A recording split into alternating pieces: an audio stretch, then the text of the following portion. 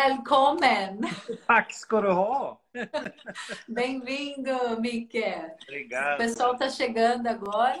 Olá, Vinícius, meu colega de estágio na ONU em Nova York, aspirante à diplomacia, Isa.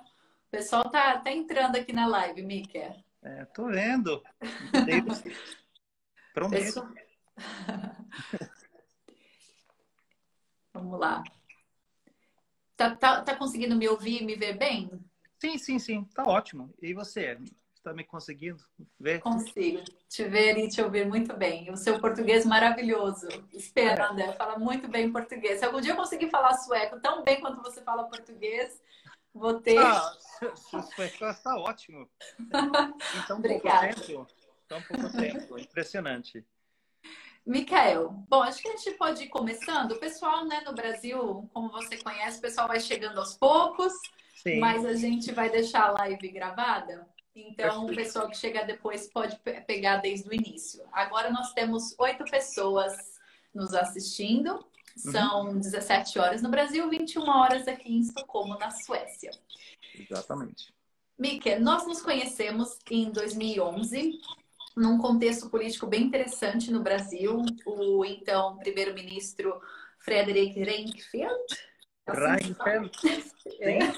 Difícil, do Moderaterna, né? Ele visitou a nossa então presidente Dilma Rousseff e assinou alguns contratos de cooperação Brasil-Suécia que já vinham sendo discutidos desde a era Lula, na área de comunicação, na área de inovação e tecnologia. E você, nesse contexto, estava em Brasília, certo? Trabalhando na Embaixada da Suécia em Brasília.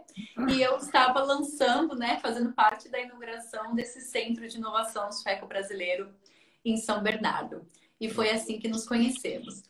Então, eu acho que o pessoal que está nos assistindo agora, certamente tem muito interesse em saber por que Brasil, né? Por que você se interessou, primeiramente, pelo nosso idioma, pela língua portuguesa e pelo nosso país, e por que você escolheu passar 8 anos da sua vida no Brasil, em Brasília, trabalhando, né, na embaixada. Mas eu acho que nesse primeiro momento seria interessante a gente saber quem é o Miquel, quem é o Micael. Quem é o Micael? Quem é o Micael? E por que você escolheu ciências políticas, né? Porque seria o equivalente a relações internacionais. Porque, pessoal, aqui na Suécia não existe a graduação em relações internacionais, certo, Miquel? Aqui se estuda Statsvetenskaper, que é ciência política, e depois pode-se se especializar em relações internacionais, só para o pessoal entender. Então, diferentemente do Brasil, pessoal, não tem aqui a graduação em relações internacionais. Então, o Micael fez o que seria o mais parecido, mais próximo ao curso de relações internacionais aqui na Suécia. Então, eu abro o palco para você, Micael. Então, a gente vai fazer em dois momentos. No primeiro momento, você, como pessoa, um sueco que escolheu estudar ciência política, que se interessou pelo Brasil, e depois a gente poderia se aprofundar na sua experiência de Brasil e, obviamente, por que Brasil. Perfeito. Na verdade, eu agradeço até essa possibilidade de falar assim no início, porque, pelo que eu entendi, estamos falando muito para estudantes, né? E pessoas que estão aspirando essa coisa de relações internacionais. No meu caso, foi totalmente falando né? Já saí fazendo meu high school, né? E querendo entrar fazer faculdade. No meu caso era muito interessante, assim, não tinha nada de aspiração de entrar na ciência política. Na verdade, eu queria ser diretor de programas de televisão. Essa foi a minha paixão naquele momento. E como eu sou velho agora, era justamente na época do lançamento do MTV, né? MTV, né? Todo que havia novas tecnologias de fazer vídeos e muito mais espetaculares, né? E mudou realmente a forma de fazer programas de televisão. E no meu caso, eu tinha uma história, eu tocava muito música, eu cantava em diferentes grupos de jazz, rock e etc. Então tinha uma paixão para música. E eu vi que, mas sabe, esse programa eu posso fazer melhor, né? E eu queria levar essa tecnologia, porque muito no início era besteira. Então eu decidi que eu queria fazer um curso de música e literatura para possivelmente entrar e trazer essa nova visão digo, visual dentro do que seria mais a música clássica, a música, etc. Só que, e agora é o primeiro ponto, talvez, né? Que não tinha nenhuma formação específica para isso, porque é sempre isso que acontece. Quando a sociedade muda, a faculdade fica para trás, né? E não tem formação para isso. Eu voltarei a esse ponto logo depois. Mas no meu caso, eu peguei vários cursos de música tradicional, né? Literatura. Só que de repente, eu entendi que minha paixão pessoal seria, de uma forma mais ou menos prejudicado sendo o meu trabalho, né? Então, eu também tive amigos que trabalhavam em empresas, em Sony Music, CBS, e eu vi um pouco desse mercado e, não, desisti. Só que aí entrei em crise, né? Fazer o quê? Né? Gastei já 2 anos e meio fazendo o quê? Né? E graças a Deus tenho pais, né? Meus pais eram bem complicados. Não, calma, calma, né?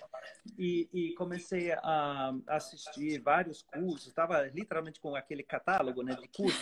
O que vou fazer? E aí eu vi um curso de História da América Latina. Eu sei nada disso. Tem que ser alguma coisa. Não, eu fui lá. E você não sabia nada de América Latina, não tinha Não, nem sabe, interesse. os poucos que um sueco sabe, né? Que a América Latina está longe, né? E aí eu digo, mas eu quero saber. Fui lá, adorei. Tinha um professor maravilhoso, peruano, Hernán Horna, que me deu muita literatura marxista, as veias abertas da América Latina. Nossa, eu li esse livro. Clássico. Fantástico. Adorei, claro, crítico, né, também, mas e aí me tocou a ideia, né, vamos entrar na ciência política, porque essa parece interessante, né, e fiz um curso, tive um break, saí para viajar um pouco, e esse é outro momento formativo. Eu fiz aquela coisa de todo mundo, né, mochilão para a Ásia. Cheguei a Borneo,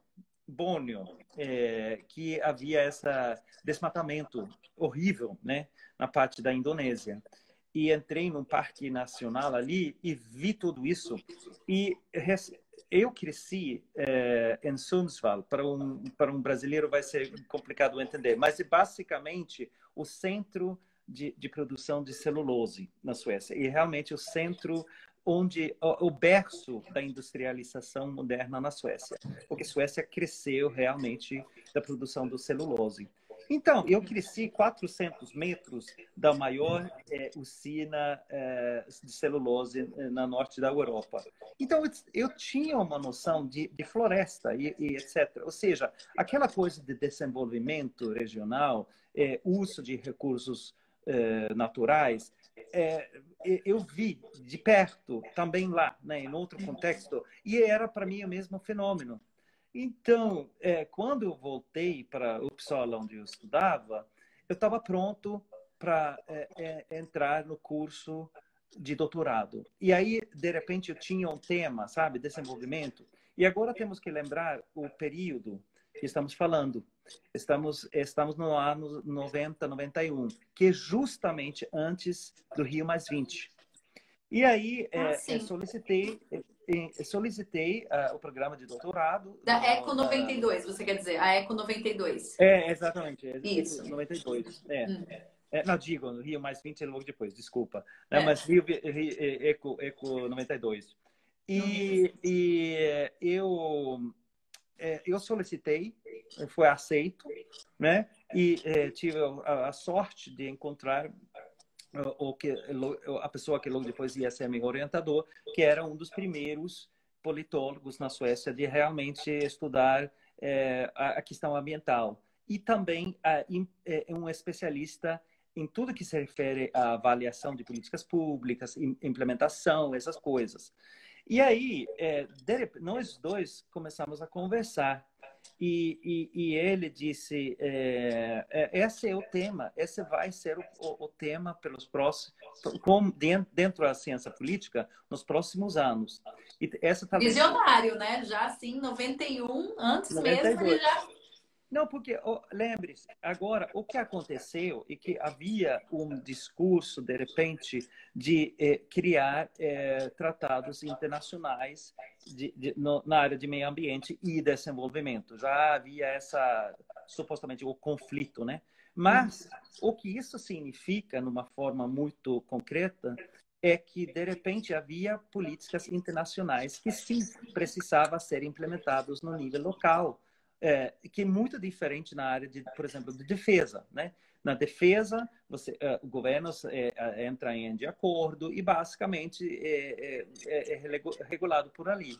Só que quando, por exemplo, Suécia ou Brasil assina o protocolo de Montreal sobre os CFCs, aí cada um de nós, você, eu, temos que voltar para casa e trocar nossa geladeira, por exemplo. Isso é implementação nacional, ou de implementação local, né? Então, esse foi o desafio para um politólogo entender quais são as oportunidades nesse processo e obstáculos nesse processo de implementação. Essa noção de ter políticas internacionais implementadas no nível local, não havia nenhuma abordagem teórica por isso. Então, foi, para mim, o que me interessou, juntando relações internacionais com Sim. implementação local. Tudo a perspectiva de fazer, né? E eu digo isso porque essa tem que ver, eu acho, com nosso próximo passo de conversa, que relações internacionais muitas vezes fica naquela coisa de acordos, etc., etc., mas dificilmente chega à ação, né? Ação Sim. local, né? Então, foi meu primeiro encontro com isso, e aí eu precisava um estudo de caso, né? Que tinha algum material e resultado, conheci por muitas voltas na vida, né? Uma pessoa chave, o professor Luiz Aragão, que agora ainda está em Belém, né, na Universidade Federal, lá em Pará. Ele estava fazendo pós-doutorado em Estocolmo. Ele disse: não, tem um tratado que pode interessar a você, que é o Tratado de Cooperação Amazônica, que existe desde 1978. E aí você pode usar pelos seus estudos. E assim foi, assim que eu entrei na área da Amazônia, né? Mas presta atenção, foi a Amazônia como questão regional. Ou seja, no início, como eu naquela época só falava espanhol, entrei passo por passo com os países hispano-falantes até finalmente chegar ao Brasil. Que é inevitável no caso, né? Mas cheguei lá e essa foi a minha entrada na região da América do Sul, mas também no Brasil mesmo. Então, esse é o seu... Você já está no doutorado nesse momento, sim, né? Então, sim, você fez exatamente. toda a graduação, o mestrado, porque aqui na Suécia são 5 anos de formação, você já sai mestre, né? Não, Mais ou menos. Na verdade, essa questão de exatamente da trajetória para se graduar mudou-se deste então. Tá. Na minha época, se fazia um bacharelado e logo com o bacharelado você já podia solicitar pelo programa de doutorado. Não precisava fazer nenhum mestrado. Que interessante. Ou seja, no meu caso, eu tinha pegado uns cursos extras, né, que fazia parte, você podia fazer um curso além do bacharelado, mas que também foi que também estava dentro do programa de doutorado, ou seja, eu fazia cursos com pessoas que já estavam no doutorado naquele momento, e quando eu entrei eu podia inclusive descontar esses créditos, mas técnico. Mas em Interessante. 92 fiz o meu doutorado e logo depois, só para avançar um pouco mais rápido, eu peguei o meu primeiro trabalho, que era basicamente num instituto de recursos humanos, sobre liderança, essas coisas, que era totalmente fora do que eu tinha trabalhado. Porém, Ah, é e não era. normal. Story of my life. Todo mundo que trabalha em RI, o primeiro trabalho é É, meio né? assim, tipo. Eu Vocês acho verem, pessoal, até aqui na Suécia tá normal. Não, don't com panic. certeza, com certeza. Eu acho, inclusive, importante dizer isso, porque é assim que a vida desenvolve, né? Sim, São os serendipities, né? As coisas mais inesperadas. E você tem que prestar atenção a esses momentos, porque, sim, na verdade, são momentos chaves que pode dar uma nova virada muito mais interessante. No meu sim. caso, eu entrei nesse instituto fazendo um trabalho como consultor, mais ou menos é, coisas relacionadas à liderança, estratégica, etc, etc. Aprendi muita coisa, mas não era necessariamente meu trabalho de sonho. E, de repente, Não. apareceu uma oportunidade de fazer um pós-doutorado no MIT, né? Uau. E que foi uma bolsa gerenciado pela família, família não, né? Mas digo as fundações Wallenberg, né? Que é o segundo maior financiador de pesquisa e etc. Na Europa, na verdade, privado. É o É, segundo e maior da Europa. é, é muito grande, muito grande.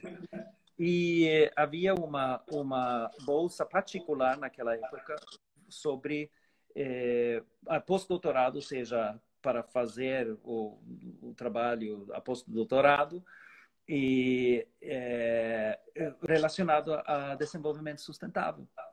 E eu solicitei e ganhei a bolsa, que era ótimo, era 2 anos lá nos Estados Unidos e logo depois uma bolsa para repatriar aqui na Suécia. Uau. E aí que eu entrei e fiz. Se eu tivesse antes estudado processos de implementação, digamos, da perspectiva de fora, eu queria entender como uma pessoa dentro do processo se sente, né? E aí entrei em tudo que tem a ver com competição estratégica, risco, inovação, né? Que logo depois virou tipo minha especialidade agora. E foi fantástico, né? Entrei e aí comecei a trabalhar mais com mudanças climáticas, fazendo estudos mais sobre política de mudanças climáticas, enfoques mais que outra coisa nos Estados Unidos, mas aí peguei um tema particular, digamos. Voltei para a Suécia, fiz alguns aí passei uns anos na escola de economia aqui, também dentro do mesmo bolsa, e escrevi três estudos pelo governo sobre dois estudos sobre política de clima nos Estados Unidos e um sobre o Brasil. Aí virou a conexão de novo. De novo. Aí tive 5 anos no Stockholm Environment Institute como cientista sênior lá, até apareceu essa oportunidade na embaixada. Então é uma longa história, mas talvez a minha mensagem aqui seria, né, que quando entrei nesse trabalho na embaixada, Aham. era uma posição bastante particular que também não tinha como se formar, sabe? Não tinha formação para isso. Você junta as peças, né?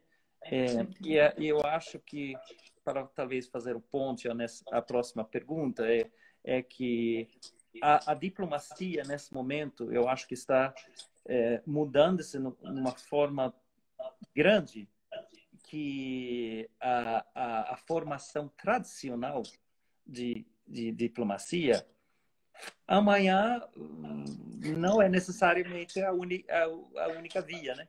Não, você sabe, Michael, que hoje à tarde, né, depois do meu curso de sueco, eu encontrei com o André, né? E nós Ah, falamos sim. justamente sobre isso, né? Mas acho que é um ponto bem importante. Então, essa história, Michael, você começou lá estudos latino-americanos, leu Veias Abertas da América Latina, Galeano, uma posição bem marxista. Aí, quando você foi fazer o seu pós-doc no MIT, nos Estados Unidos, aí foi quando despertou talvez essa parte mais de Science and Technology, Innovation, essa parte Sem de dúvida. inovação, tecnologia, É, certo? Que aí, quando você volta para cá, você faz um pós-doc numa escola de comércio, que a gente diz no Brasil, uma escola de negócios, que seria como uma FGV, pessoal, Fundação Getúlio exatamente. Vargas, certo? Seria equivalente da Fundação Getúlio Vargas. Eu acho isso muito interessante e eu acho, Miguel, que só te engrandece como profissional, porque se você tivesse ficado só na academia, com a visão marxista, né, sem dialogar com outros atores, você provavelmente talvez não tivesse nem trabalhado como conselheiro de ciência e tecnologia na Não, embaixada, né? só quero dizer que não só lemos, estávamos lendo o Galeano, lemos muitas outras coisas também. Sim, sim, mas era mais assim acadêmico, né? A sua Não, primeira claro, formação. claro. Não, e eu acho que é isso mesmo, né? Tem que, até agora, como eu ainda tenho um pé na academia, né? Mas não sobre diversão, não, mas eu acho importante manter um pé na academia. Eu digo, eu tive tantas experiências concretas que enriquece, sem dúvida nenhuma, meu trabalho acadêmico também. Estar dentro, digamos, a ação. Eu vi os fenômenos de perto e você tem informação que você não consegue se você não estiver dentro a ação mesmo, né? Uhum, exatamente. E agora, então, a gente pode ir para a segunda parte, Michael. Como foi a sua experiência assim, de Brasil na embaixada? Porque como um attaché, né, como um conselheiro, você não era necessariamente um diplomata, mas você tinha o passaporte diplomático, você tinha imunidade diplomática, por exemplo? Sim, sim, sim. Sim. Não, eu era diplomata em todos os estándares do mundo. O que acontece é que na Suécia temos um sistema um pouco diferente do Brasil. Para ser diplomata no Brasil, você tem que passar por Rio Branco, né? Tem que fazer o Sim. curso. E aí você terá a carteira de diplomata.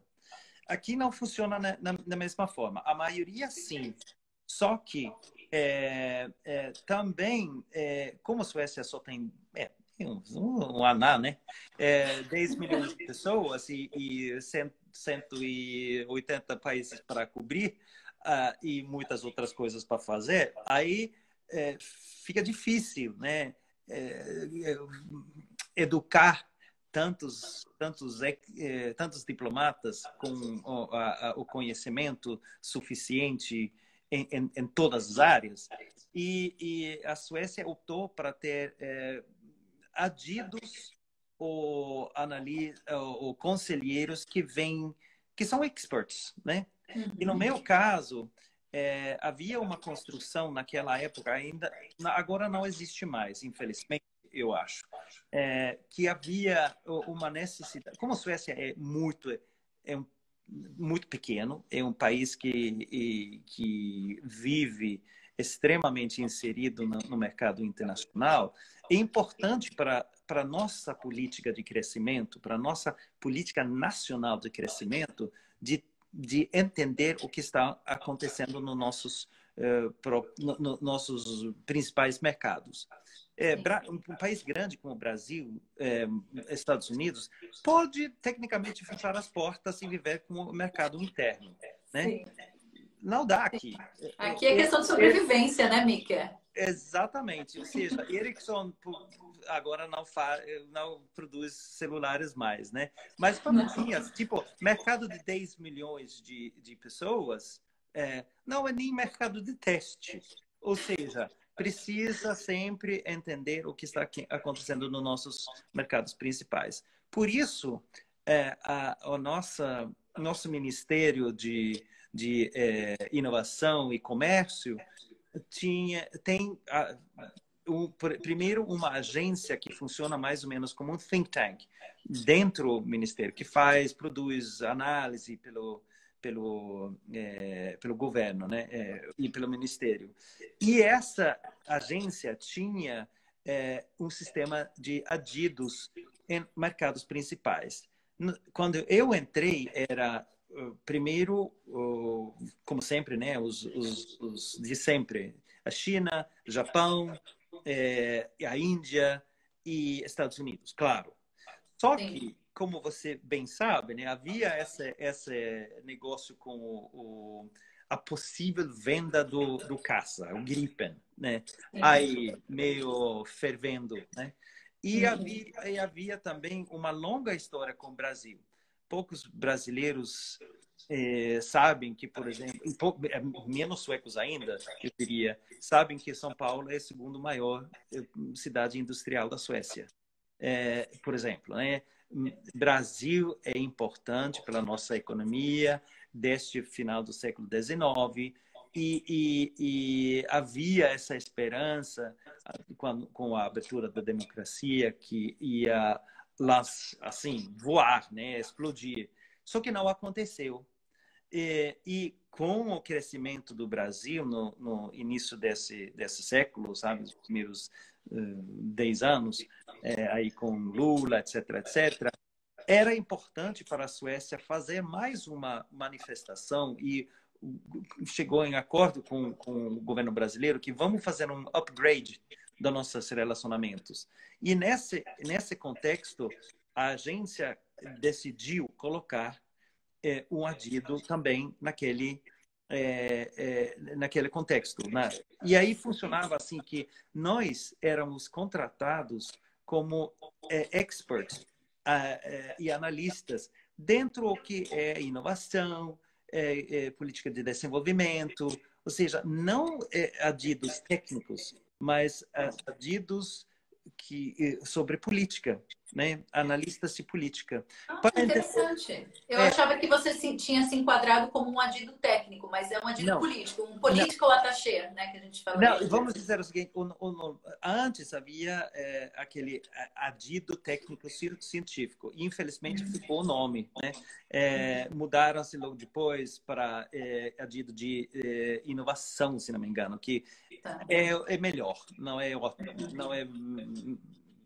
melhor, não é o ideal, mas tudo bem. Mas até iniciando-se 1950, esse adido técnico-científico tinha como papel de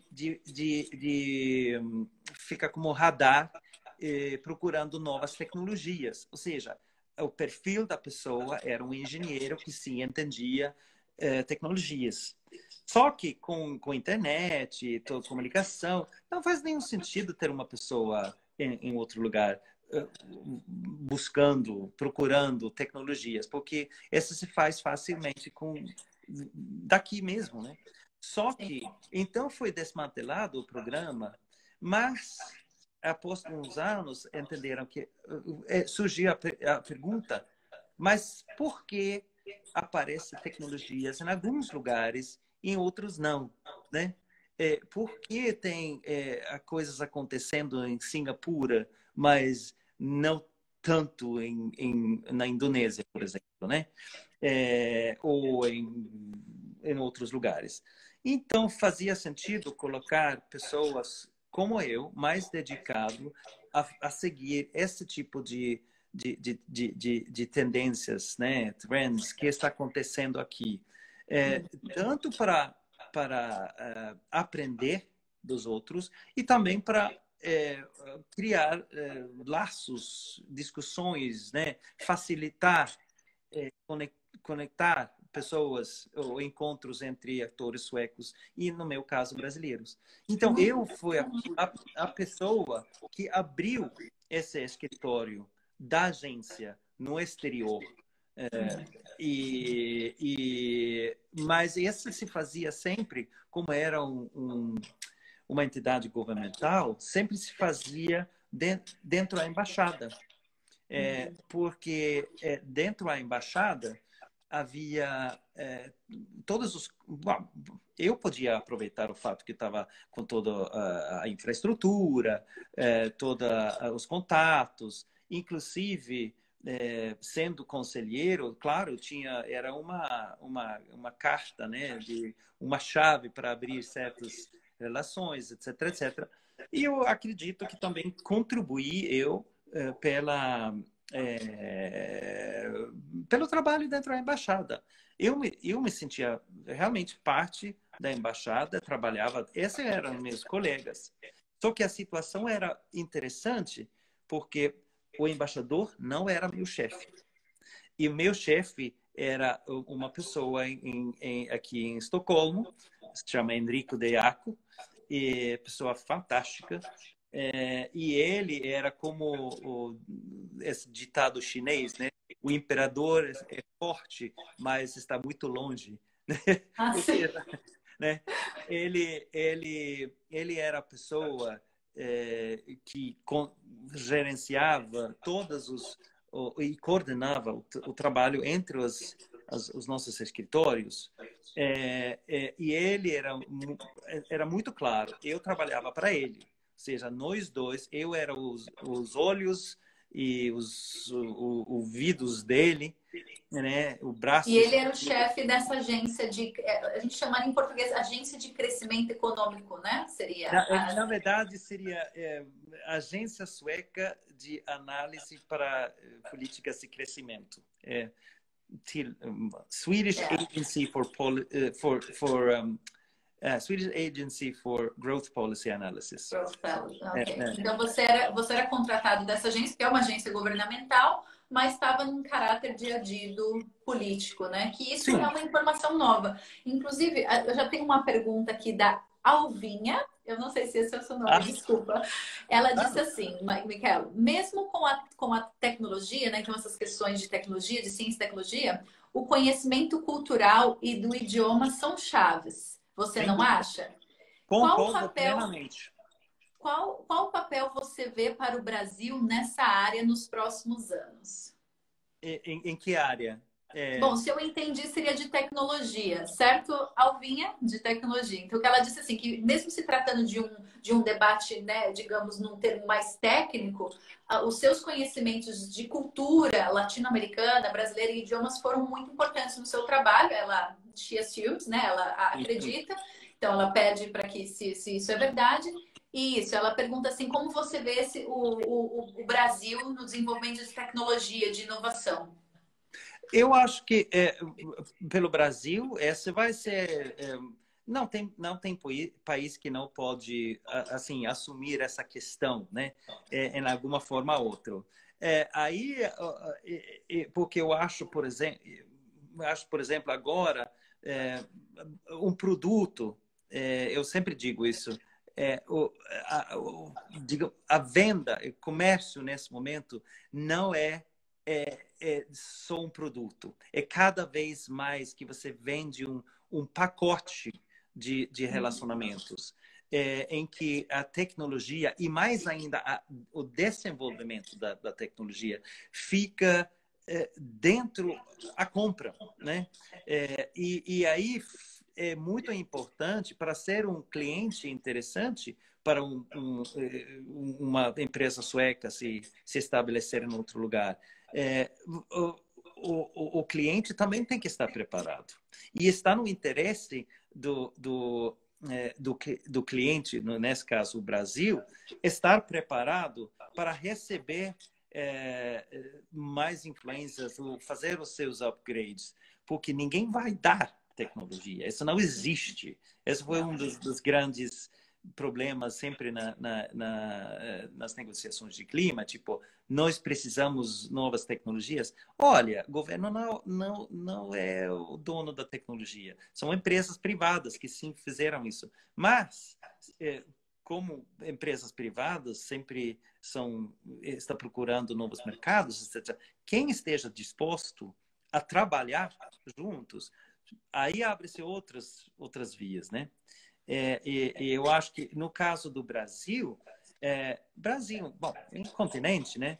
Mas tem áreas, ou seja, tem áreas que são mais ou menos aptos dentro da tecnologia, mas tecnologia, de qualquer jeito, vai ser chave. O Brasil tem muito potencial e também tem muito para trabalhar, né?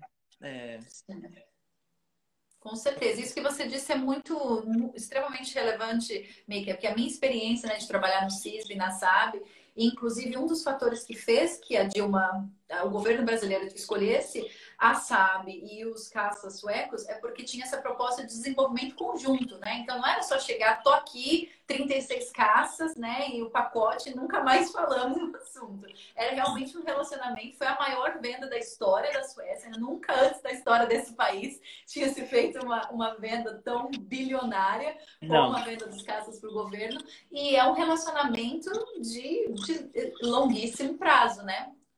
Não, eu acho que agora você está tocando um assunto que eu acho primeiro aborda a pergunta da Vina, né? E segundo, eu acho que é muito ligado ao futuro da diplomacia mesmo. O que houve aqui, só para o Brasil, nas relações com a Suécia, foi um país extremamente importante. Eu não sei se todo mundo entendeu o que estava em jogo e quais foram as aprendizagens, mas eu sim acho que daqui a pouco a ficha vai cair. Porque o que houve aqui? Como falei, Suécia tinha já uma história muito grande, longa e etc., comercial com o Brasil. Muito tempo que foi estabelecido. Havia esperança que com a abertura da economia, alguma coisa ia acontecer, que ia explodir, que ia crescer. E não foi assim. Então, alguma coisa deu errado. E aí que entrou no governo Lula uma iniciativa de fazer aquele upgrade que falei, que foi, por um lado, um esforço entre governos e da diplomacia mesmo, né? Agora estou falando da diplomacia tradicional, negociando o que seria uma parceria estratégica. Uma parceria estratégica. Que era, vamos melhorar, vamos trabalhar, vocês são os nossos parceiros estratégicos. Ninguém sabia exatamente o que significava. Que não está errado. O que você está colocando uma visão para alguém depois materialize, desenvolve, etc. E havia dois memorandos de understanding que saiu, um de bioenergia, outro de inovação e alta tecnologia, para, digamos, encher esse guarda-chuva, esse arcabouço, esqueleto de uma parceria estratégica. Só que havia um problema, que chama-se assimetria, né? É o anã com o gigante. Quem é o gigante? O Brasil? O Brasil, né? Sou anã, sou uma espécie de extinção. Mas, e outras assimetrias, né? Tipo de economia, população, né? Tudo, tudo. E não era muito fácil. Não deu muito resultado. Até chegou Gripen, né? A compra do caça. Porque, de repente, você tem um contrato, que é um projeto que é binacional, baseado em inovação, o que todo mundo está procurando, né? Numa indústria que tem N spillover, né? Que tem uma capilaridade em outros setores muito grande e que é grande pra caramba, 15 bilhões de reais, e longa duração, como você falou, né? 35 anos a expectativa de vida de uma dessas caças, por volta de 25 anos. Então, e no final havia uma lógica da próprio business model do Saab, que era basicamente que o Brasil estava comprando um avião que ainda não existia, né? Não. Ou seja, ia desenvolver a próxima geração juntos. Inédito. Ou seja, essa era a parceria colocada na prática. E com juntando essas três peças, você tem um casamento de grande porte que tem uma lógica de concretizando parceria e spillovers. Então, era a alavanca, o locomotivo dentro o que pela embaixada e pelo governo era sueco, era a parceria estratégica, né? E o nosso papel, o que eu estava fazendo durante esse tempo, e aí eu acho que foi até bom ter uma pessoa como eu na embaixada, porque eu tinha o tempo para fazer esse tipo de análise. Como criar spillovers em outras áreas. E porque o spillover do contrato já está definido. São 2.800 páginas de offsets, né? Que está dentro do contrato. Esse está aí.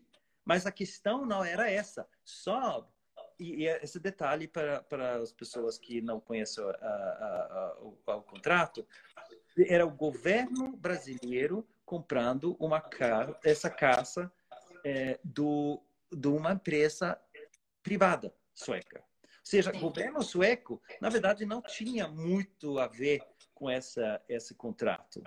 Claro, pelas restrições de exportação e apoio, blá, blá, blá, mas não estava diretamente envolvido no contrato. Porém, tinha todo o interesse de realmente surfar naquela onda, né?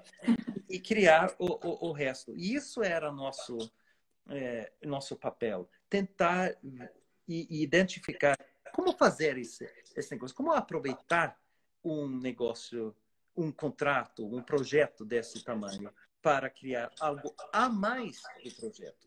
E isso, pelo que eu saiba, não nunca tinha acontecido. Não, é inédito, realmente. Inédito, totalmente inédito. Ou E seja, muito interessante, Michael, porque você pegou um período fascinante, né? Porque nós nos conhecemos em 2011, então foi quando tudo começou a borbulhar com a criação do CISB, a vinda do então primeiro-ministro sueco para o Brasil. E aí, em dezembro de 2013, é anunciada a escolha dos caças. Eu estava aqui em Estocolmo, eu era a única brasileira na Saab, né? Então foi fantástico para mim também. Fiz parte da história desse essa acordo. história. E você continuou, né? Eu acabei saindo de cena, né? Porque o meu projeto acabou com a compra dos caças, que era um projeto um pouco assim de lobby, né? Então é um projeto que infelizmente não teve continuidade quando a Dilma escolheu os caças. Mas você continuou por mais, pelo menos 4 anos, né? Então você pegou essa parte pós escolha do Gripen que eu não peguei. E você viu assim na prática as coisas acontecendo, realmente esses spillover, Sim, eu projetos. estou vendo a pergunta aqui que aparece A Jessie, sobre o sobre. Gripen. Ele acha que o Brasil está sabendo aproveitar todas as oportunidades de spillovers e a partir do acordo Gripen, as Suécia quer mais fazer a minha pergunta. Justamente, Sim. como eu saí Não, de eu acho cena, o que aconteceu? olha, eu acho a pergunta é excelente, porque eu diria sim e não, em ambas partes. Eu acho que não foi aproveitado na forma que poderia ter sido feito. Não, não. Mas isso não era necessariamente um problema, digamos, dos brasileiros não estando, sabe, estando prontos para isso. Era mesmo o problema do governo sueco, que não entendiam o que estava em jogo, né? Nós lutamos bastante para escrevermos um informe pelo governo que ganhou muito mais interesse no Brasil que na Suécia, porque os suecos sabiam o que iam fazer, né? É aquela coisa, quando está fazendo, porque o que eu quero enfatizar é que esse modelo que estávamos tentando fazer era único, nunca tinha acontecido. E é muita coisa que tem que acontecer, mudar na cabeça das pessoas trabalhando na área, né? Nós sabemos, né, como funciona a burocracia, que tem cada lugar, cada pessoa que está dentro tem seu papel, etc, etc. é muita coisa que tem que mudar. E tentarmos. E aí vem aquele pêndulo. Vá muito pela frente, alguém se sente ameaçado, volta para trás. Eu acho, passo por passo, ambas partes vai se acostumando e tentando. Poderia ter sido mais rápido, com certeza. Vi coisas acontecendo, sem dúvida. Eu vi, tivemos essas semanas de inovação que trabalhávamos, que era uma tentativa de criar essa ponte, né? E criar uma narrativa. Tem muita coisa a falar sobre isso, eu não vou entrar no assunto, mas o que eu queria dizer é que, a partir disso, algumas coisas, sim, né? Tem, sem dúvida, como digo, colaboração entre universidades cresceram muito, né? E determinados projetos em áreas de colaboração entre cidades. Até agora, recentemente, está começando trabalhos dentro da área de mineração, etc. Ou seja, chegou a um tamanho? Ainda não. Mas eu acho que sabe, as coisas vão aos poucos. Agora parece que está se organizando o lado sueco muito melhor que antes, muito melhor. Se está fazendo tudo certo, eu acho que ainda está no nível de projeto, sabe? O melhor, não no nível de projeto em termos de tamanho, mas o que eu acho que é importante é que todo mundo trabalha como se fossem projetos. Esse é muito mais processo, né? Então claro, tem que sempre trabalhar em projetos, mas eu acho que ainda não está totalmente conectado os lados e conscientizado em ambos lados, né? A parte estratégica nisso. Você entende o que eu estou dizendo, né? Que entender a importância estratégica em criar, manter, desenvolver parcerias numa forma duradoura, consequente, etc. Vira tipo, vamos entrar fazer os projetos e aí eu fiz a minha parte, deixo próxima, né? E tem ainda muita aquela abordagem de fazer promoção, como se fosse promoção. E aí talvez estamos chegando ao ponto da diplomacia. É isso que eu ia te dizer, Mika, porque nós temos cerca de 10 minutos e eu sei que muitos dos seguidores têm muito interesse. Foi um tópico que a gente abordou com o André na semana passada. Se a gente pudesse desenvolver, porque você é um entusiasta da paradiplomacia, assim como o André. Então, se a gente pudesse usar esses minutos finais, né, esses 10 minutos que nos restam, para você desenvolver um pouco assim, a sua visão sobre a paradiplomacia, como você vê o futuro mesmo da diplomacia, né? Não, eu acho que estamos justamente dentro dessa discussão agora. O que acontece é com essa... E Giri pensou um case, né? No geral, o que isso mostra é que a forma de fazer negócios, a forma de que a tecnologia está influenciando as nossas possibilidades de nos comunicar. Agora, nós dois estamos sentados falando, comunicando, ou tendo pessoas assistindo do mundo inteiro, né? Coisas inéditas. Muda muito. E aí temos, obviamente, tudo que tem que ver com a pandemia, né? Afetando todo mundo, mudanças climáticas, etc. Tudo mostra que estamos muito mais interligados. Negócios não é a mesma coisa, não é vender um produto, mas já falei, né? Está começando a existir relações que são internacionais, né? Transbordam as fronteiras numa maneira muito mais expressiva que antes, com muitos atores. Ou seja, as universidades que sempre foram muito internacionais, agora estão até começando a criar campus em outros lugares. A Universidade de Nova York tem já um campus em Abu Dhabi e está em Singapura, e cada um está fazendo isso. Você tem os cursos por internet, etc, etc. Ou seja, uma universidade agora... É um ator internacional. Sim, está fazendo literalmente diplomacia, né? Investindo em outros casos, sendo contratados por governos para criar um centro de excelência em outro lugar, etc. Por aí vai. Ou seja, a academia está começando a ser internacionalizada de uma maneira que nunca houve antes. De forma diferente, sempre foi internacional, né? Inclusive, pessoal, um campo de trabalho para os internacionalistas, né, Mica? Trabalhar no departamento de internacionalização de universidades, né? E outra coisa, o que estamos vendo muito aqui na Europa, e que eu acho que o Brasil está vendo agora, são regiões que estão trabalhando diretamente com outras cidades que trabalha com outras cidades em outros lugares, né? Não necessariamente dentro do país.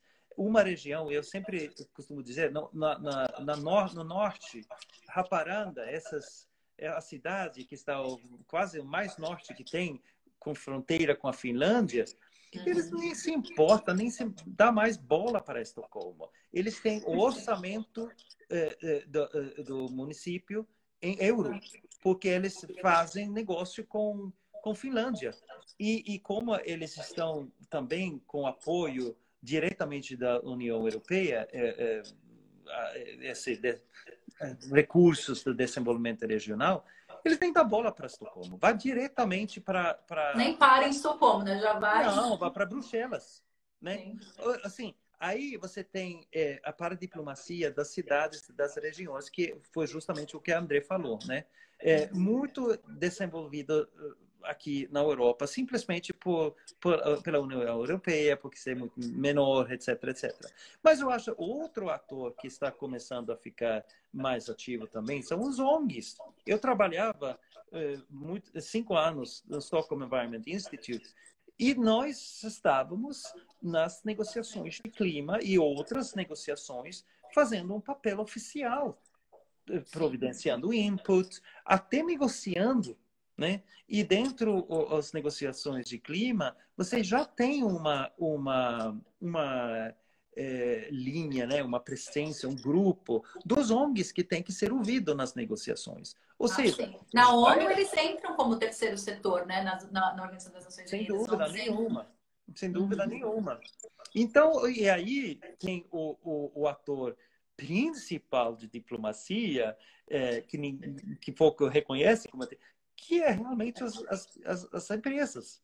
Mais uma vez, sim, porque eles estavam sempre fazendo... A SAAB, o nosso caso mesmo, a SAAB tinha um corpo diplomático, né? Porque como empresa privada eles tinham que conversar com o governo brasileiro, né? E negociar... Não, eu vou dar um exemplo que até fica, assim, meio trágico, patético, talvez. Não sei se é a palavra, mas eu lembro quando o nosso ministro de inovação veio 2015, se não me engano, foi justamente após a assinatura do contrato. Era aquela coisa, ele ia promover inovação com o Brasil, esses spillovers, etc, etc. E chegou a São Paulo e queria encontrar o então governador, nem lembro quem era, mas tanto faz, porque o governador nem quis encontrar a ele. Eu só encontro chefes de Estado. Esse era o ministro de inovação com o projeto Gripen. Bom, podemos ter N opinião sobre o governador, mas é ilustrativo pelo ponto, porque quando veio o CEO do SOB, né? Desculpa, foi Marcus Wallenberg, o dono do conglomerado, o diretor do conglomerado, melhor dito, ele teve uma reunião com a Dilma, com o ministro de Fazenda, com o ministro da Defesa, e a embaixada nem estava envolvido no planejamento, né? O embaixador, sim, estava presente, claro, mas... Não, só para clarificar que o pessoal, Wallenberg seria como se fosse a família Rockefeller, não sei, uma família muito economicamente importante aqui. Então, esse Marcos Wallenberg, que vem dessa família tradicional, eles são judeus? É uma família de... Sim, são judeus. São judeus. Então, esse senhor, né, foi para o Brasil e teve encontro com a presidente. Então, assim, né, isso é muito não, eu fascinante. acho que a analogia é totalmente certa. Seria o Rockefeller ou um desses grandes tycoons vindo, né,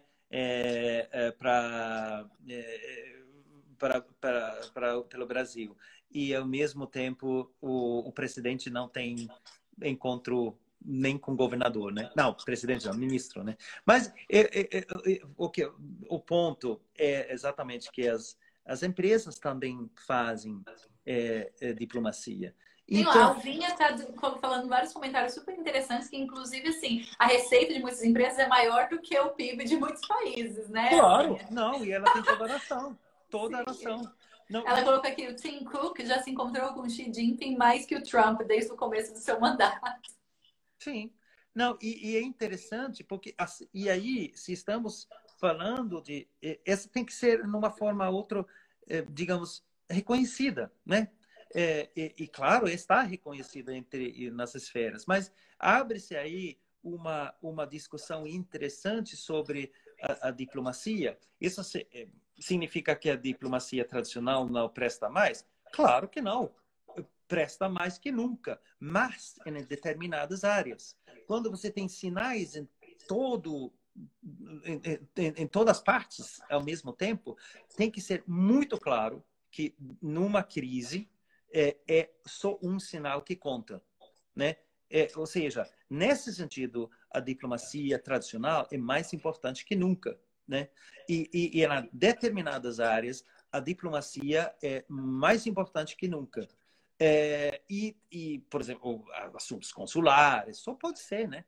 Só que tem outras áreas que talvez a diplomacia tradicional pode até deixar, né? É uma questão aberta, né? Porque outros atores vão fazer. E outro comentário, agora que estamos chegando talvez ao fim, que eu acho importante de destacar, é que o problema que eu acho pela diplomacia tradicional é que não tem formação, recursos, tempo, né? Recursos não é só dinheiro e pessoal, mas tempo, para fazer o que seria a implementação. Agora, voltando do que eu falei antes, né? E que não adianta só fazer acordos, tem que ser levado pela frente. E isso foi parte da minha frustração quando estava em Brasília, porque o sistema, e isso não é crítica das pessoas, viu? Mas o sistema não estava formatado para levar todo esse processo pela frente, porque os diplomatas estavam ali para fazer todos os assuntos consulares, mas principalmente depois para fazer promoção. E aí, tipo, fizemos esse encontro, foi bonito, blá, blá, blá, e aí fechou, próximo encontro, próximo. E aí? E o segmento? Quem ia pegar a bola para continuar jogando? Não existia, né? E essa é uma fraqueza muito grande. E que aí você precisa, os paradiplomatas, que continuam, que podem trabalhar. E eu acho que, nesse sentido, para quem gosta de ação, eu acho que, né, e estar metido e realizar, a diplomacia tradicional não é tão interessante quanto, por exemplo, trabalhar para uma secretaria internacional de uma cidade ou de uma região, um estado. porque aí você terá a oportunidade de realmente criar. Mas isso precisa skills, né? A Aninha, de novo, colocou língua, né? Entendimento cultural, até uma certa sensibilidade de ler as pessoas. Empatia, né? Empatia, exatamente. E é maravilhoso você falar isso, Michael, porque está acabando aqui, mas quando eu fiz o meu estágio na ONU em Nova York, foi quando eu decidi que a diplomacia tradicional não funcionava para mim, porque eu sou muito ativa, eu sou muito hands-on, eu quero ver as coisas acontecendo, eu não consigo ficar naquela coisa de negociação e manda telegrama para Brasília. Telegrama, tudo bem, era um e-mail, mas assim, era tudo muito lento, sabe? Então, Sim. pessoas como eu, você, o André, a gente é muito ativo, né? Inclusive, eu acho que valia a pena a gente tentar até fazer uma live nós três com o assunto de paradiplomacia. Eu acho que Olha, seria muito com interessante, certeza. porque alguém Muito legal. comentou aqui, nossa, esse assunto valia uma live, só esse assunto. Não sei É. se foi a Alvinha ou a Jessie, alguma das meninas aqui comentou, e eu acho que valeria muito a pena mesmo a gente fazer uma live, de repente, debate focando só na paradiplomacia, porque Sim. é muito interessante para o país e principalmente para esse público que me segue, né, desde 2016, quando eu tinha internacionalidades, que são estudantes ou formados em relações internacionais, que muitas vezes se veem sem trabalho, porque não conseguem passar no concurso do Rio Branco, e Não, aí, né, então tem não, que mas abrir eu acho mais. que só meio fechando, eu digo que fiquem tranquilos, o seu tempo está chegando, porque o que acontece agora é que estamos falando do Brasil, Brasil agora as regiões têm que se digamos, independizar não é a palavra, porque já estão independentes, mas tem que tomar suas próprias Se atitudes, suas próprias internacionalizar, de repente? com certeza. Porque agora Brasil está ainda naquele legado da ditadura que o Brasília que manda, sabe? E Brasília vai vir e resolver tudo. Só que agora não, né? O governo financeiramente está implodindo, tem falta de coordenação e é muito nítido como os estados nesse momento estão numa situação que ou resta duas opções, né? Chorar e esperar a mamãe chegar. E mamãe não vai chegar. Então, é hora para ser adolescente, até sair da adolescência e ser adulto e tomar suas próprias atitudes e buscar outros parceiros no mundo. E aí que eu vejo, eu tenho certeza que a André colocou a mesma coisa, né? Os estados brasileiros, os brasileiros no geral, não têm a mesma preparação, né? O mesmo preparo, mesma experiência que por exemplo, os países na Europa, porque sempre vivemos num lugar muito mais próximo um ao outro, né? E é uma que não é dizer que os suecos, por exemplo, conhecem, não. Falta muito até para suecos e europeus e pensar nessa paradiplomacia. Mas eu acho interessante que o tema está surgindo, né? Porque eu acho que é uma tendência, no tempo, né? Nesse mundo que estamos vivendo, que será ainda mais assim, né? Com certeza. E eu acho que para quem esteja interessado na diplomacia e quer realmente trabalhar, haverá N oportunidades no futuro, nos próximos anos. Mas aí que eu também diria que não olhe só para relações internacionais como tema, porque relações internacionais, tradicionalmente, é muito chato, né? Simplesmente as Você diz coisas assim, relação entre nações. eu não, digo, chato, depende, né, do interesse, mas o que estou dizendo é que muita estrutura, muitas grandes linhas, parece tão pretensioso, mas, na verdade, diplomacia é só, o corpo diplomático é só mais uma dessas burocracias, ou seja, vale muito estudar, eu acho, administração pública, né? Implementação, como funciona burocracias, como funciona, quais são as questões de implementação, avaliação de políticas públicas. é importante entender como funciona, porque aí que está a ação, é aí que você coloca pé no chão, é aí que as coisas acontecem de uma forma muito mais concreta, né?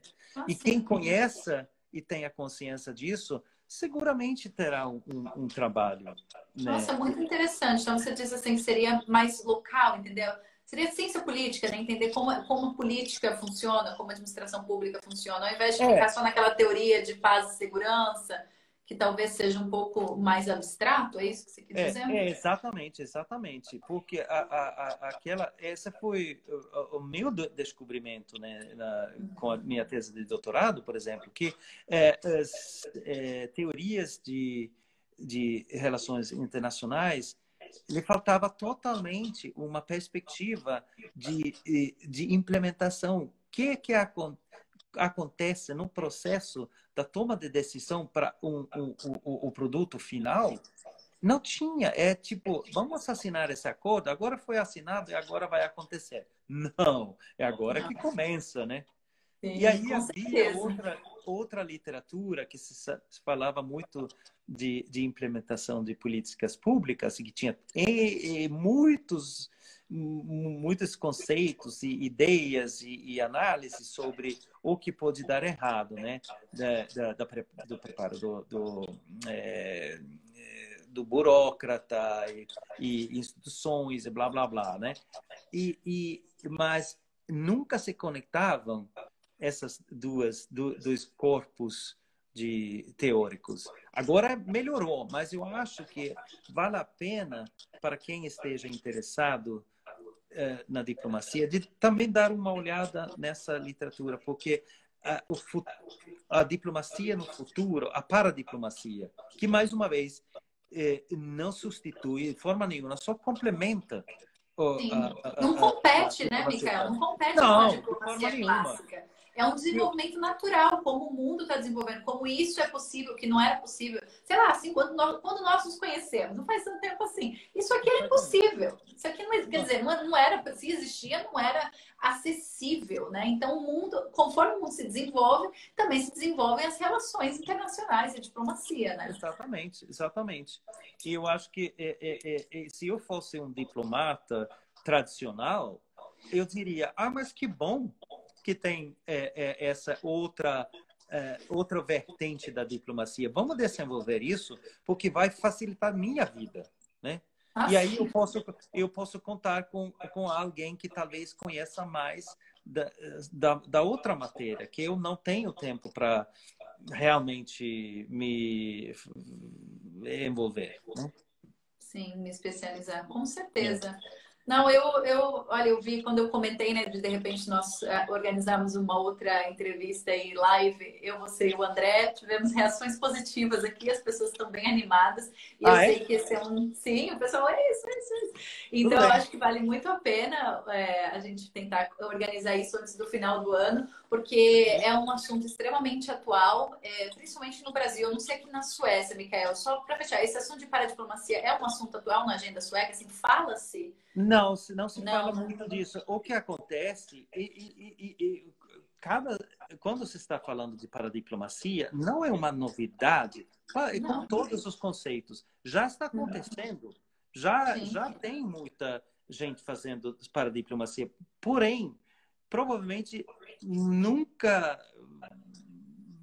formularam isso nessa forma, né? Nunca pensaram que estão fazendo paradiplomacia.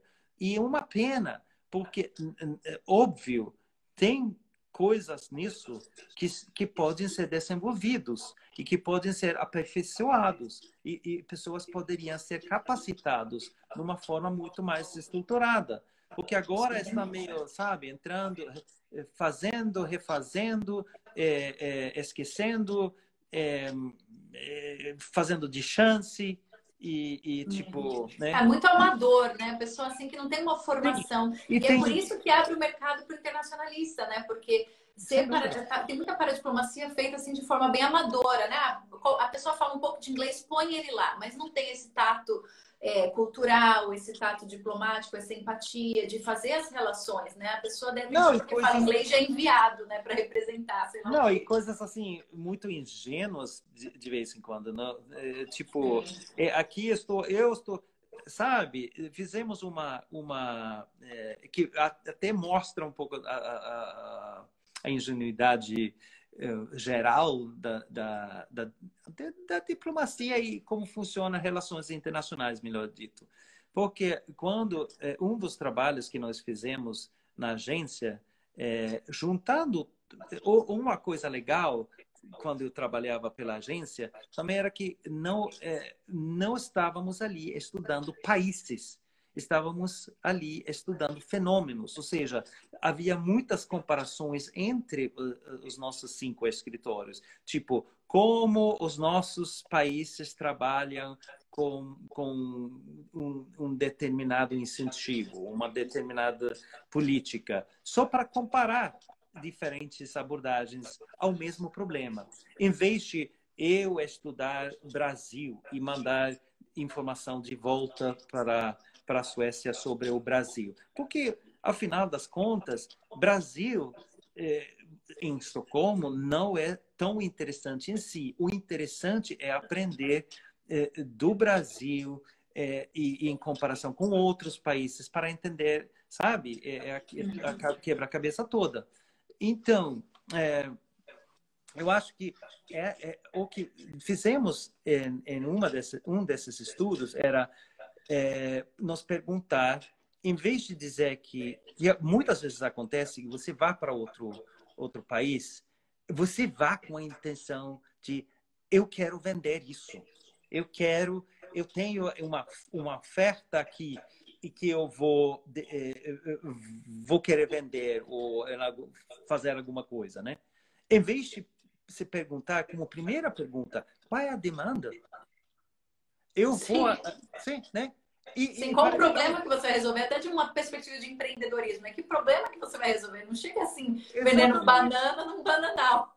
Não, e aí que eu vi tão patético, porque aí vi todos os atores suecos vindo com tanta coisa, Abre a tantas mala, né? propostas, abre a mala, exatamente. E chegando lá, havia um desinteresse total, porque a expectativa brasileira era outra. Não teria sido melhor começar a se perguntar o que o Brasil entende como inovação? O que o Brasil precisa, né? Será?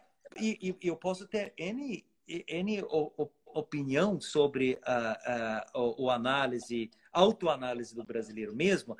Talvez haja até certas ideias que tem o brasileiro que eu posso mudar, dizer que, olha, eu sei que vocês estão querendo tal e tal solução, ou tal e tal colaboração, mas, na verdade, deixa-me explicar, eu acho que você vai precisar outra coisa, que eu também tenho, né? Essa seria uma forma de realmente se ajustar uma a outra.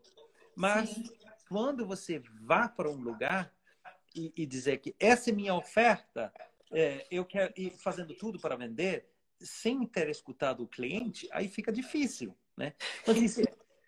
Mas isso acontece em ambos lados. Eu vi do lado sim. sueco e vi a mesma coisa com brasileiros vindo à Suécia com a mesma ingenuidade, tipo, perguntando, mas nós queremos encontrar o prefeito do Linköping.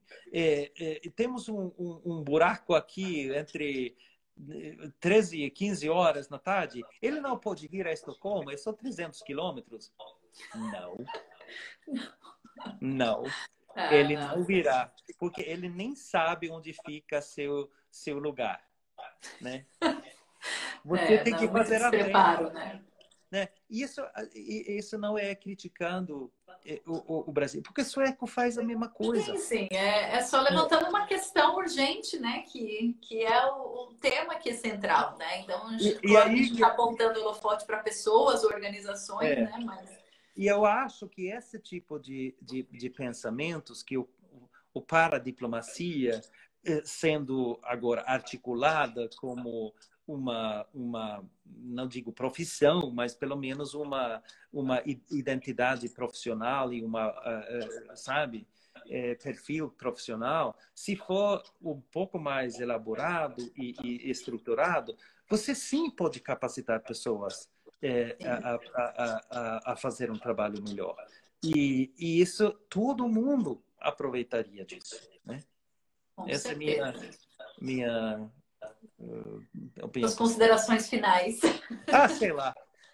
Você está já Mas, prometendo Michael, outra eu tô live, né? aqui surpresa, Verasca, porque eu achei que o Instagram ia deixar a gente falar só por 60 minutos, mas a gente agora já são 10h16 e ainda não cortou. Então, olha, as forças ocultas estão trabalhando ao nosso favor. O universo está no nosso O lado. universo, o poder do subconsciente, eu não sei o que é isso, mas olha, a gente até mudou aqui a mídia social aqui, porque agora a gente já tá falando aqui há 1h16, pessoal. Vocês veem, né? O poder né?